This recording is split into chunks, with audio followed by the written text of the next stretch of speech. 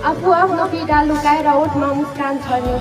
आफू आफ्नो पीडा लुकाएर ओठमा मुस्कान छर्ने आफू घृणामय अवस्थामा हुर्किएर होला शत्रुलाई नि माया गर्ने आफू घृणामय अवस्थामा हुर्किएर होला शत्रुलाई नि माया गर्ने आमाको गालीबाट बचाउने तिमी थियौ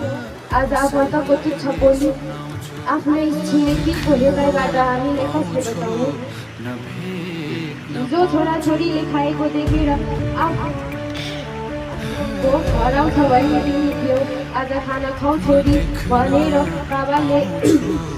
आज खाना खाऊ छोरी नभए बाबाले नि खाना भन्ने कस्तो पकाउने खोलाको गोलो ढुङ्गाले गिर्दा तिमीले लुकाएको त्यो ठुलो चोटको याद आउँछ तिमीलाई नि कति दुख थियो होला बा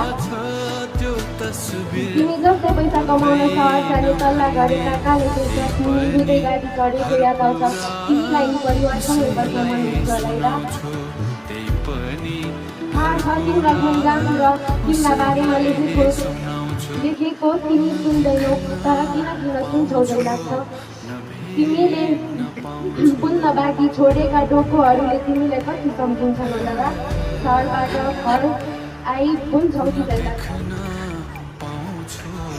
तिमीले कुट्दा आमाले पोल लगाएको हिजो जस्तो लाग्छ तिमीले कुट्दा आमाले पोल लगाएको हिजो जस्तो लाग्छ तिम्रो तस्बिर खोली हेर्दा तिमीसँग खेलेको हिजो जस्तो लाग्छ तिमी गएको सहर जाने बाटोमा गाडी आउँदा तिमी आउँछौ कि लाग्छ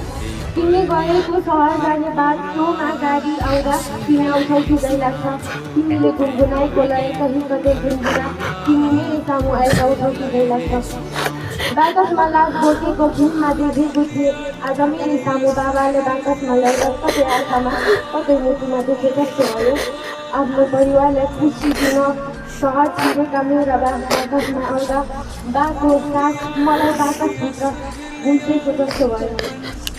तिम्रो शरीर पुरिएको जमिनमा पुग्दा मलाई बोलाउँछौ कि जै लाग्छ तिम्रो शरीर पुरिएको जमिनमा पुग्दा मलाई बोलाउँछौ कि जै लाग्छ तिमीलाई सम्झी आमा दिन्छु दिदी बहिनी अनि भाइ त्यतिखेर तिमी आउँछौ कि जै लाग्छ बाबा आमाको साथ पाए जस्तो सुकै परिस्थितिमा पनि मुस्कुराउँथे तर बिच बाटोमा तिमी छुट्यौ नि बा खै तिमीसँग बोल्न नपाउने तिमीलाई देख्न नपाउने खै कस्तो संसारमा तिमी दुख्यौ नि बा